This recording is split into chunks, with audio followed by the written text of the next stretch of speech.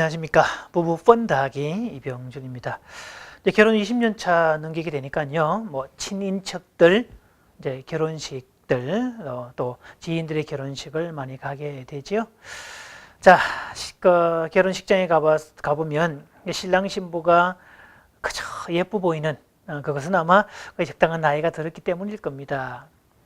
자, 저도 이제 결혼 생활을 하고 살아오면서 또 수많은 결혼식을 지켜보고 또 결혼 예비학교와 같은 그런 강연 현장에서 쭉 사람들을 만나게 되는데요. 그 사람들에게 도대체 결혼 왜 하는 거냐? 라고 물으면 선뜻 대답을 못 합니다. 만약에 네티한계 가족 여러분에게 결혼 뭐 하려고 하셨습니까? 라고 물으면 뭐라고 답하시겠습니까? 대부분 사람들은 고개를 깨우뚱거리면서 이제 멘붕 상태에 빠지거나 뭐 그냥 하는 거지 뭘 그런 걸 뭐 목적이 있냐? 이렇게 되묻는 사람도 있고요. 아니면 뭔가 덜 떨어진 인간 취급받기 싫어서 했다. 아니면 너무너무 사랑하니까 했다. 아니면 이 사람 아니면 내가 죽을 것 같아서 결혼했다. 뭐 이런 이야기를 하고 있고요. 어떤 남자분은 대놓고 그렇게 얘기합니다. 종족 보존을 하려면 해야죠. 자, 글쎄요. 뭐 그런 것들은 다 맞는 이야기들입니다. 그러나 진짜 목적은 따로 있다는 거지요. 그래서 무엇을 하든지 목적을 설정하고 난 다음에 출발하는 것들이 훨씬 더 지혜롭다는 건데 결혼도 그에 따른 목적이 있다는 거지요. 그러니까 정말 그 목적을 안다면 요즘처럼 그렇게 높은 이혼율 또 결혼 자체를 기피하는 그런 현상들이 생겨날까요? 자, 그런 면에서 보면 남자와 여자는 처음부터가 다릅니다. 세계 모든 나라의 어떤 건국 설화나 민담, 전설 같은 걸 보면 항상 남자와 여자가 쌍으로 등장을 하죠. 자, 그런데 남자가 먼저 등장을 하고 여자가 뒤에 나옵니다. 우리나라 단군 신화도 환웅이 먼저 등장을 하고 웅녀가 뒤에 등장을 하죠. 구약 성경 창세기도 똑같습니다. 남자인 아담이 첫 번째, 여자인 이브가 두 번째 이렇게 되죠. 자, 그런데 에덴 동산 이야기를 쭉 보면 그 창조의 순수가 쭉 나오는 건데요. 순수를 역순으로 바꿀 수 있지 않았을까? 이를테면 거기에 보면 다른 하늘과 땅을 만들고 뭐 동식물, 동물을 만들고 맨 마지막에 사람을 창조했다 이렇게 돼 있는데 그 순수를 바꾸어서 사람을 먼저 창조해 놓고 그 창조 모든 과정을 사람으로 하여금 지켜볼 수 있도록 할 수 있지 않았을까요?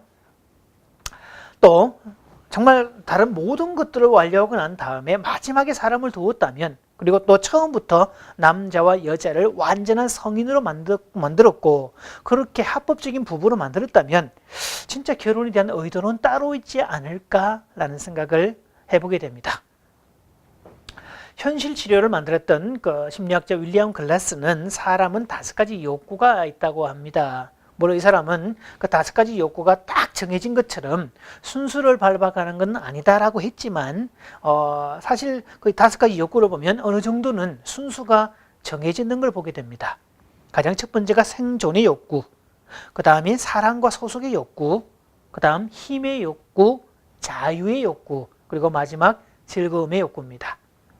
자, 그 중에서 즐거움의 욕구가 가장 뒤에 나오게 되죠. 자, 그러면 이 정도 얘기를 하면 앞에 말했던 결혼의 목적과 이 5가지 욕구를 연결시키면 어떻게 될까요? 이렇게 되지요. 결혼의 목적은 즐거움이다. 잘 노는 것이다. 사실 그 창조주의 의도도 똑같다는 것을 보게 되어 있죠. 서로 다른 남자와 여자를 만들었고 합법적인 부부로 만들어서 모든 것이 완료된 에덴 동산에 그 두 사람이서 그렇게 관계하는 것들, 엔조이하는 것들, 즐기는 것들, 그것들을 의도했다는 거죠. 자, 그래서 남자와 여자가 다르다는 점을 받아들이고 그런 것들을 풀어가기 시작을 하면 결혼은 그렇고 복잡한 것들이 아니라는 겁니다. 사실은 상담 현장에서 그 심각한 갈등도 있지만 대부분의 갈등은요, 남자가 여자를 몰라서 그렇고 여자가 남자를 몰라서 얘기를 해요.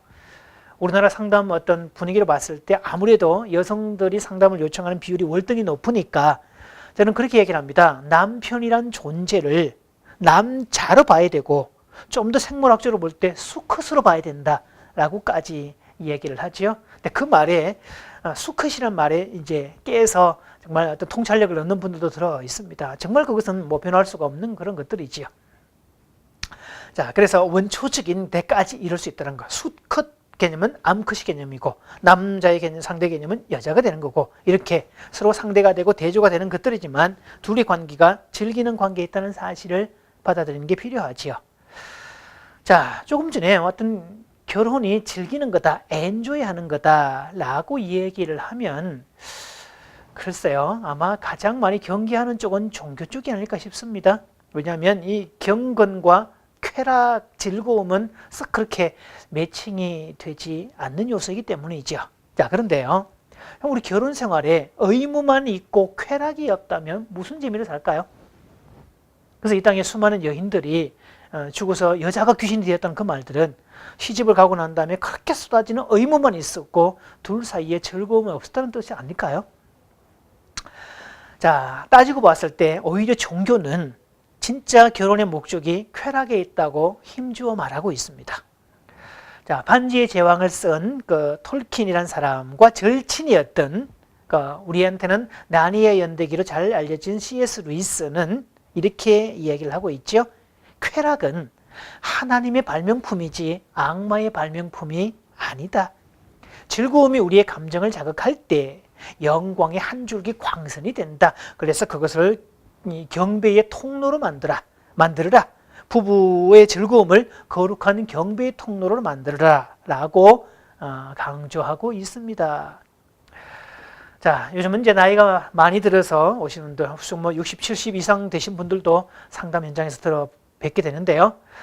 가끔씩 결혼한 후에 정말 죽지 못해 살았다 라고 표현하는 분들이 들어 있습니다. 물론 뭐 그런 분들 들어 많게 되었죠. 그러나 그것은 결혼의 진짜 목적은 아닙니다.